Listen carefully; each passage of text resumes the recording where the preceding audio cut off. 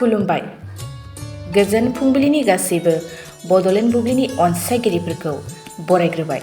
दिनै 17 फेब्रुवारि शुक्रबारनि फान्जामुथिखौ फरायथिनो लादों खिलिखां ब्रह्मआ।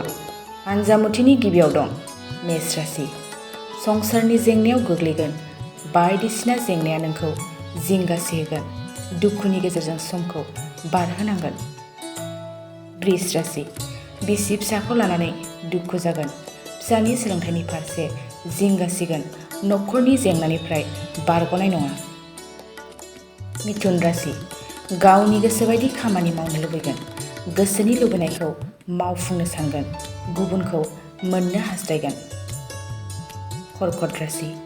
बबेबा मोनसे थांखियाव गुबुनजों रादाय खागोन। गोदान खामानि मावनो सानगोन। गोसोनि साननाया दाजाबथा। सिंह राशि। सांग्रां जा। गारि मटर सालायनायाव सौग्रावनो हागौ। गुबुन जायगायाव दावबायहैनायनि सिगां सानग्रोनाया मोजां। कन्या राशि। गोसोनि दुखुजों संसारनि जेयाव आन्दायगोन। आंखालनि जेंनाया बांसिनगोन। सानब्लाबो सानख'नो हानाय नङा। तुला राशि। नखराव मुवा बेसाद सोरजिगोन। गोदान मुवाफोर बायनो सानगोन। गुबुननि आदबखौ नायनानै लागोन। वृश्चिक राशि। गोसोआव मानोबा गोबां गिनाय सोमजिगोन। गोसोनि गिनाय मेवनायजों जेबो खामानि मावनो हानाय नङा। धनु राशि। हरखाब गुबुन लोगो मोनगोन। गोदान लोगोजों गावनि साननाय हनायखौ फोरमायगोन। रंजानायजों समखौ बारहोहरगोन। मकर राशि। गोसोनि गोहोआ लोरबां जागोन। गुबुनजों जुजिनो हानाय नङा। लोरबां गोसोखौ लानानै बायदिसिना सानफ्लांगोन। कुम्भ राशि। मोजां सम।